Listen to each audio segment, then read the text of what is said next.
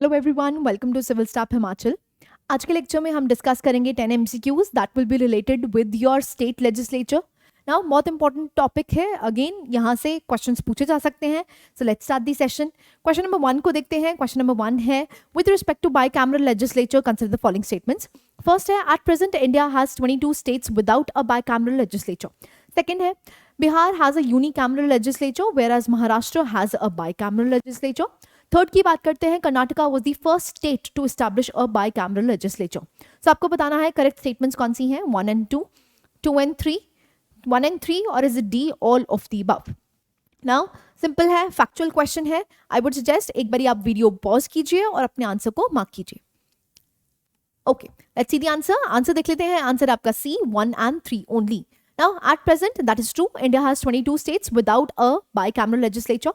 Now, अगर हम बिहार की बात करते हैं, यूनिकैमरल नहीं है, it is bicameral legislature. And इसलिए आपका सेकंड स्टेटमेंट गलत हो जाता है। थर्ड स्टेटमेंट की बात करते हैं, it is true, Karnataka was the first state जिसने इस्टेब्लिश किया था बाईकैमरल लेजिस्लेचर। नाउ अगर हम स्टेट लेजिस्लेचर्स की बात करते हैं तो आपको दो बाईकैमरल लेजिस्लेचर्स देखने को मिलती हैं। एक होती है स्टेट लेजिस्लेटिव असेंबली और अपर हाउस आपको देखने को मिलता है स्टेट लेजिस्लेटिव काउंसिल। नाउ अगर हम स्टेट लेजिस्लेटिव काउंसिल की बात करते हैं तो हर स्टेट में एग्जिस्ट नहीं करती है। अभी तक आपको 22 स्टेट्स ऐसी देखने को मिल रही हैं जिनके पास ये स्टेट लेजिस्लेटिव काउंसिल नहीं एग्जिस्ट करती है। ठीक है, सो अगेन यहाँ पर आप एक्सप्लेनेशन देख सकते हैं। At present 6 states of India have a legislative council, जिसमें आपको देखने को मिल रहा है Andhra Pradesh, Telangana, Uttar Pradesh, Bihar, Maharashtra, Karnataka. 22 states follow a system of unicameral legislature. Statement 3 की बात करते हैं, Karnataka legislative council was established as Mysore legislative council in 1907। इसीलिए ये पहली बन जाती है, कर्नाटका लेजिस्लेटिव काउंसिल पहली बन जाती है जहां पर लेजिस्लेटिव काउंसिल या फिर हम अपर हाउस की बात कर रहे हैं, पहली बार बनाया गया था। ठीक है जी, ओके। नेक्स्ट क्वेश्चन पे मूव करते हैं। Question number 2, consider the following statements regarding legislative councils in a state legislature. First है, the process of abolition and creation of legislative council is mentioned in the constitution. Second है, the resolution for creating a legislative council requires a prior permission of the governor to be introduced in the assembly. Third है, abolition of legislative council is considered an amendment of the constitution. So आपको बताना है incorrect statements कौन सी हैं। ध्यान से, incorrect statements पूछा है, 1 and 2 only, 2 and 3 only, 1 and 3 only, और is it D all of the above.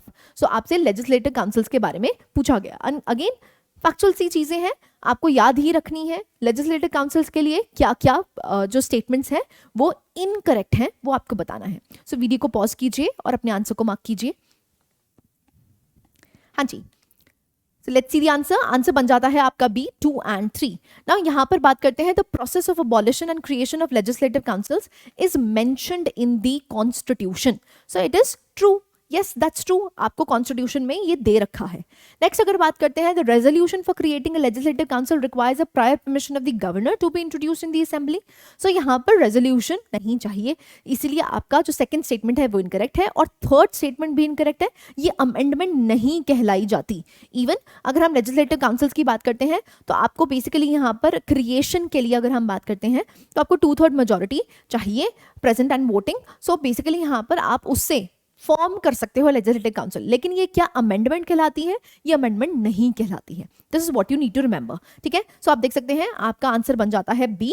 2 incorrect है, 2 और 3 स्टेटमेंट। ठीक है, तो एक्सप्लेनेशन में आप देख सकते हैं जो कॉन्स्टिट्यूशन है यहाँ पर आपको अबॉलिशन और क्रिएशन का पूरा प्रोसीजर बताती है। ठीक है, so accordingly the parliament can abolish a legislative council where it already exist और create it where it does not exist. ठीक है, सेकंड की अगर बात करते हैं तो आप देख सकते हैं, such a specific resolution must be passed by a state assembly by a special majority, जिसमें आपको majority of total membership of the house देखने को मिलती है और majority of not less than 2/3 present and voting. It does not require any prior permission for its introduction in the state assembly. इसके लिए आपको प्रायर परमिशन नहीं चाहिए, इसीलिए आपकी सेकंड और थर्ड स्टेटमेंट गलत हो जाती है।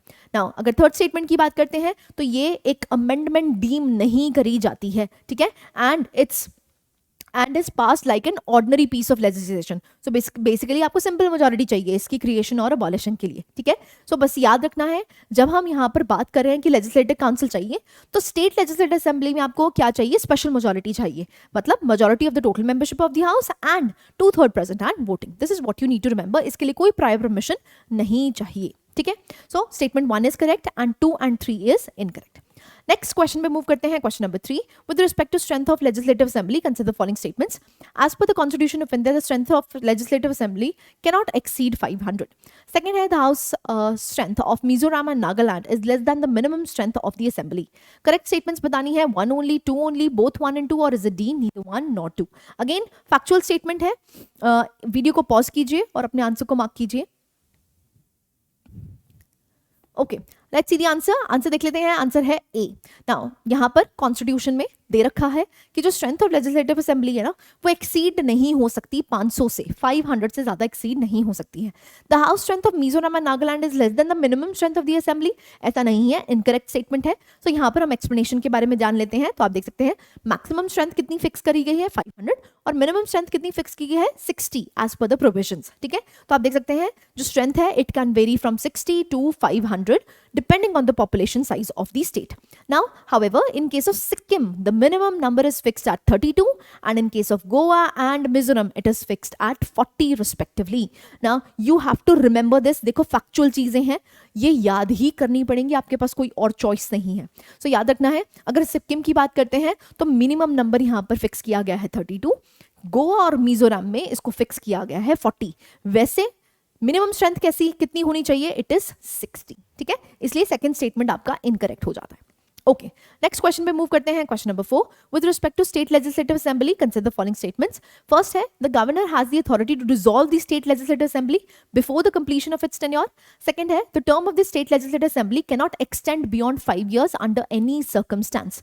सो आपको बताना है करेक्ट स्टेटमेंट्स कौन सी हैं, 1 ओनली, 2 ओनली, बोथ 1 and 2, और is it D, neither 1 not 2.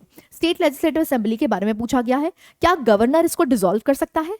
दूसरा स्टेटमेंट ये पूछा गया है, क्या इसका टेन्योर एक्सटेंड नहीं किया जा सकता, वो पूछा गया है. सो वीडियो को पॉज कीजिए और अपने आंसर को मार्क कीजिए.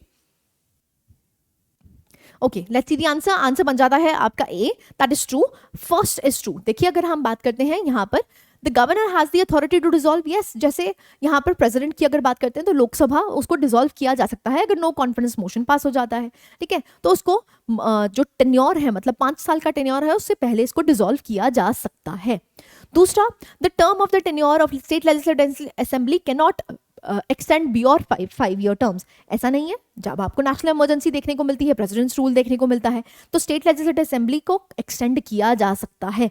सो यहाँ पर जो सेकंड स्टेटमेंट है वो इनकरेक्ट हो जाता है. इसलिए स्टेटमेंट कौन सी करेक्ट है, दैट इज A1 ओनली. ठीक है, सो आप देख सकते हैं the legislative assembly is not a continuing chamber. ये कॉन्टिन्यूइंग चेंबर नहीं है. So the governor is authorised to dissolve the assembly at any time even before the completion of 5 years. ठीक है, सेकंड स्टेटमेंट इनकरेक्ट है. The term of the assembly can be extended during the period of national emergency. तो अगर national emergency लगी हुई है तो यहाँ पर लॉ बनाया जा सकता है पार्लियामेंट के द्वारा, जिसमें इसको 1 year एट अ टाइम इसको एक्सटेंड किया जा सकता है. ठीक है, सो याद रखना है, सेकंड स्टेटमेंट इनकरेक्ट हो जाती है, फर्स्ट स्टेटमेंट करेक्ट हो जाती है. इसलिए आंसर क्या बन जाता है आपका ए. डन. नेक्स्ट क्वेश्चन पे मूव करते हैं. Question number 5. Which of the following statements about legislative council is correct? Number 1, the retiring members of the legislative council are eligible for re-election for a fixed number of times as determined by the parliament. Second है B है, sorry, the parliament is authorized to modify the composition of a legislative council as laid down in the constitution. C है, the satisfaction of governor in nominating members to the legislative council can be challenged in Supreme Court. D है, the actual strength of legislative council is fixed by the constitution. आपको बताना है correct statement कौन सी है. ठीक है, so video को pause कीजिए और अपने आंसर को मार्क कीजिए. Okay, let's see the answer. Answer बन जाता है आपका बी. नाउ अगर हम बात करते हैं, the parliament is authorised to modify the composition of legislative council as laid down by the constitution. Now as we know, constitution में अगर प्रोसीजर कोई लेड डाउन किया भी गया है, पार्लियामेंट के पास पूरी पावर होती है कि वो उसको अमेंड कर सकता है. इसीलिए सेकंड बिल्कुल करेक्ट हो जाता है. फर्स्ट की बात करते हैं, the retiring members of the legislature are eligible for re election for a fix number of times. ऐसा नहीं है, इनडेफिनेटली आपको बार बार, जैसे राज्यसभा में अगर कोई मेंबर है उसको बार बार राज्यसभा का मेंबर बनाया जा सकता है. ठीक है, तो ऐसा कोई फिक्स टेन्योर नहीं है कि भाई इसके बाद आपको री इलेक्ट नहीं किया जाएगा. तो फर्स्ट स्टेटमेंट इनकरेक्ट हो जाता है. थर्ड स्टेटमेंट की बात करते हैं ना, यहाँ पर जो नॉमिनेटिंग मेंबर्स होते हैं, नॉमिनेटेड मेंबर्स होते हैं, जो गवर्नर नॉमिनेट करता है on the basis of literature, science and so fourth, आपको देखने को मिलता है. अगर नॉमिनेट किया जाता है तो उसको चैलेंज नहीं किया जा सकता सुप्रीम कोर्ट में कि आपने किस बेसिस पे इनको नॉमिनेट किया है. सो थर्ड स्टेटमेंट इनकरेक्ट हो जाता है. Now the actual strength of the legislative council is fixed by the constitution. Actual strength नहीं है, मिनिमम और मैक्सिमम दी हुई है ना. मिनिमम 60, मैक्सिमम कितनी है, that is 500. This is they have given ना. एक्चुअल स्ट्रेंथ क्या फिक्स कर रखी है कि मिजोरम का इतना होगा, नागालैंड का इतना हो गया, आंध्र प्रदेश का इतना होगा, ऐसा नहीं है. According to the population size ये वेरी कर सकता है, बस आपको मिनिमम और मैक्सिमम स्ट्रेंथ दे रखी है. ठीक है, इसलिए लास्ट स्टेटमेंट भी गलत हो जाती है. नाउ आराम से बैठ के एक्सप्लेनेशन आप रीड कर सकते हैं. अगेन जब भी आपको टाइम मिले, आप जब पीडीएफ डाउनलोड करेंगे आप इसको आराम से रीड कर सकते हैं. ठीक है जी, ओके. नेक्स्ट क्वेश्चन में मूव करते हैं. Question number 6, which of the following is not a necessary condition when a member of the state legislature has to vacate his seat. So कौन सी कंडीशन नेसेसरी नहीं है, नहीं है, ठीक है, याद रखना है. ए है if the member of the state legislature has been detain under preventive detention. Second है if he fails to lodge on account of his election expenses within time. C है if a person is elected to both the houses of the state legislature, his seat in one of the houses falls vacant. D है if a member of the state legislature does not attend the meeting of the house for more than 60 days. So आपको बताना है कौन सी necessary condition नहीं है. Not a necessary condition when a member of the state legislature has to vacate his seat. Again factual है. So video को pause कीजिए और अपने आंसर को मार्क कीजिए. Okay, let's see the answer. Answer बन जाता है ए. देखिए, अगर आप प्रिवेंटिव डिटेंशन में हैं तो आपको जरूरी नहीं है कि आपको विकेट करनी है सीट. बाकी की अगर बात करते हैं तो अगर हम रोपा एक्ट 1951 की बात करते हैं तो वहां पर डिस्क्वालिफिकेशन के आपको चार्ट दे रखा है कि किस बेसिस पे इसको डिस्क्वालीफाई किया जा सकता है. तो अगर आप इलेक्शन एक्सपेंसेस नहीं बताते हैं तो आपको विकेट करनी पड़ेगी सीट. अगर आप दोनों हाउसेस में सिलेक्ट हो जाते हैं तो अगर आप ये नहीं बताते हैं कि मुझे कौन से हाउस में रहना है तो आपकी सीट वेकेंट हो जाएगी. ऐसे ही अगर आप एब्सेंट रहते हैं विदाउट एनी नॉलेज, कोई नॉलेज नहीं है लेकिन आप एब्सेंट रहते हैं 60 डेज के लिए, तब भी आपकी सीट वेकेट हो जाएगी. ठीक है, सो ये सारी चीजें आपको रोपा एक्ट में दे रखी हैं. लेकिन अगर प्रिवेंटिव डिटेंशन है, प्रिवेंटिव डिटेंशन का मतलब क्या है, अभी आप यहाँ पर सिर्फ एक्यूज्ड हैं, आप कोई कॉन्विक्ट नहीं है, आप गिल्टी नहीं है किसी के लिए, आपको प्रिवेंटिवली डिटेन कर लिया गया है, तो you need not vacate your seat. ठीक है, सो फर्स्ट बिल्कुल करेक्ट हो जाता है, A becomes your answer. Next question में मूव करते हैं. Question number 7, with respect to the speaker of legislative assembly consider the following statements. First है, he is the final interpreter of the provisions of the constitution of India within the assembly. Second है, his decisions on the disqualification of a member from the state legislature is final and beyond judicial review. Third है, he is the chairman of business advisory committee and the general purpose committee. So आपको बताना है correct statements कौन सी हैं, 1 and 2, 2 and 3, 1 and 3 और all of the above. So आपसे speaker of legislative assembly के बारे में पूछा गया. सिंपल सा क्वेश्चन है. स्पीकर के वही फंक्शंस आपको लोकसभा में जैसे देखने को मिलते हैं. सो वीडियो को पॉज कीजिए और अपने आंसर को मार्क कीजिए. Okay, let's see the answer. Answer बन जाता है C, that is 1 and 3. Now he is the final interpreter of the provisions of the constitution within the assembly. That's true. So अगर हम constitution के provisions की बात करते हैं, rules के provisions की बात करते हैं, whatever the provisions are provided, उसका जो final interpreter है in the assembly कौन बन जाता है, it is the speaker. That is true. ठीक है, next अगर बात करते हैं जो decision of disqualification, अगर कोई decision anti defection basis पे अगर उनको disqualify कर दिया जाता है तो क्या ये judicial review के beyond है, ऐसा नहीं, judicial review उनका हो सकता है. ठीक है, क्योंकि judicial review is a part of the basic structure doctrine, that is why judicial review हो सकता है, इसलिए सेकंड स्टेटमेंट गलत हो जाती है. Now he is the chairman of business advisory committee and the general purpose committee. That is true. इन दोनों कमिटीज के हेड कौन बन जाते हैं, इट इज द स्पीकर. ठीक है, सो आंसर बन जाता है आपका 1 and 3. ऑप्शन क्या बन जाती है, सी. डन. ओके, नेक्स्ट क्वेश्चन पे मूव करते हैं. क्वेश्चन नंबर 8, आपको मैच करना है लिस्ट 1 लिस्ट 2 से. Adjournment, it ends the very life of the existing house. Adjournment sine die, suspends the work for specified time. Prorogation, terminates the sitting of the state legislature for an indefinite period. Dissolution session of the state legislature 2 is discontinued. So आपको बताना है कौन सा correctly matched है. 1A 2C 3D 4B, 1B 2C 3D 4A, 1D 2B 3A 4C, और is it D 1B 2A 3C 4D. हाँ जी, again बहुत easy है. अगर आपने पार्लियामेंट वाला चैप्टर अच्छे से पढ़ा है तो ये वाला क्वेश्चन आप आराम से अटेम्प्ट कर सकते हैं. सो वीडियो को पॉज कीजिए और अपने आंसर को मार्क कीजिए. Okay, let's see the answer. Answer बन जाता है आपका B, that is 1B 2C 3D and 4A, ठीक है। सो अगर एडजर्नमेंट की बात करते हैं तो ये बेसिकली सस्पेंड करता है work for a specified time period, लेकिन अगर एडजर्नमेंट सिने डाई किया जाता है तो इसका मतलब क्या है, इनडेफिनेट पीरियड के लिए बेसिकली इसको आप कह सकते हैं टर्मिनेट किया जाता है। नाउ प्रोरोगेशन की अगर बात करते हैं तो सेशन ही डिसकंटिन्यू हो जाता है। डिसोल्यूशन की बात करते हैं तो life of the house he basically and हो जाती है, उसको कहा जाता है डिसोल्यूशन। सो अगर प्रोरोग की बात करते हैं, समन की बात करते हैं, डिसोल्यूशन की बात करते हैं, तो स्टेट लेजिस्लेटिव असेंबली को ये तीनों फंक्शंस कौन परफॉर्म करता है, इट इज द गवर्नर, ठीक है। गवर्नर के पास पावर होती है कि वो प्रोरोग करे, समन करे और डिसॉल्व करे, ठीक है। बाकी एडजोर्नमेंट और एडजोर्नमेंट सिनेडाई की अगर बात करते हैं तो it is the speaker of the legislative assembly that does adjournment and adjournment sine die, ठीक है जी। सो आपका आंसर बन जाता है बी। नेक्स्ट क्वेश्चन पे मूव करते हैं, question number 9। In context of the polity in India consider the following statements which is incorrect. Incorrect पूछा गया है, ध्यान से क्वेश्चन को रीड कीजिएगा। ए है the speaker of legislative assembly can permit a member to address the house in his mother tongue. B है a bill passed by the legislative assembly but pending in the council lapses on dissolution of the assembly. C है the governor cannot prorogue the house which is in session. D है the deputy chairman can vacate his office by submitting his resignation to the chairman.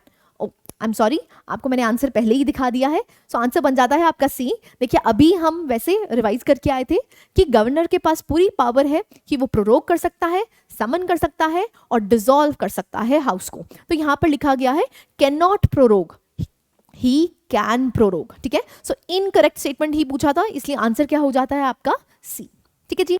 Okay, last question for the day. Again explanation आप आराम से पढ़ सकते हैं। Last question for the day, question 10। In which of the following cases the powers of legislative council is equal to that of the legislative assembly? कहां पर legislative council की power equal है लेजिस्लेटिव असेंबली के लिए? याद रखना, same आपको ये क्वेश्चन लोकसभा और राज्यसभा के लिए भी पूछा जाता है। फर्स्ट है approval of ordinances issued by the governor. Second है enlargement of the jurisdiction of the state public service commission. Third है पावर टू अमेंड और reject a money bill. Fourth है consideration of the reports of state finance commission. Fifth है amendment of the constitution. So आपको बताना है 1, 3, 5, 1, 2, 4, 2, 4 और as a D 3 and 5। आपसे ये पूछा गया है कि लेजिस्लेटिव की काउंसिल की पावर जो है वो इक्वल है किन सर्कमस्टांसेस में? It is equal to legislative assembly. तो वीडियो को पॉज कीजिए और अपने आंसर को मार्क कीजिए। Okay, let's see the answer. Answer बन जाता है आपका बी 1, 2, 4। Now 1, 2 and 4। नाउ अगर हम बात करते हैं मनी बिल की, देखिए मनी बिल में सुप्रीम पावर किसके पास होती है? It is the legislative assembly. इसमें लेजिस्लेटिव काउंसिल कुछ नहीं कर सकती, सिंपली डिले कर सकती है 14 डेज का, दैट्स इट, बाकी कुछ नहीं कर सकती। सो यहाँ पर पावर्स इक्वल नहीं है। ऐसे ही अगर हम अमेंडमेंट ऑफ द कॉन्स्टिट्यूशन की बात करते हैं, देखो ये तो आउट ऑफ कॉन्टेक्स्ट है, क्योंकि जब हम अमेंडमेंट ऑफ द कॉन्स्टिट्यूशन की बात करते हैं तो लोकसभा और राज्यसभा यहाँ पर की प्लेयर्स हो जाते हैं। यहाँ पर हम अमेंडमेंट ऑफ द कॉन्स्टिट्यूशन के लिए बिल नहीं लेके आ सकते लेजिस्लेटिव काउंसिल में। सो इसलिए आउट ऑफ कंटेक्स्ट ही हो जाता है। फिफ्थ तो वैसे ही आउट ऑफ प्लेस हो जाता है। बाकी आपकी तीनों स्टेटमेंट्स बिल्कुल करेक्ट हैं, राइट। सो यहाँ पर इक्वल पावर्स एग्जिस्ट करती हैं। नाउ एक्सप्लेनेशन आप आराम से देख सकते हैं। Okay, so these were the 10 questions. अब आपने क्या करना है, once you have done this, आप कमेंट बॉक्स में अपने स्कोर्स लिख सकते हैं। Once you have done with this, आपने उसके बाद स्टेट लेजिस्लेचर का टॉपिक, अगर आपने नोट्स बनाए हैं नोट्स से रिवाइज कीजिए, अगर आपने नोट्स नहीं बनाए हैं तो आप लक्ष्मीकांत से इसको रिवाइज कर सकते हैं। Once you have revise this, इसके बाद आपको दोबारा ये अटेम्प्ट करना है, फिर जज करना है कि जहां पर मुझे रिविजन की जरूरत थी वो रिविजन हो गई है कि नहीं। So this was it. I hope you like the session. Thank you very much.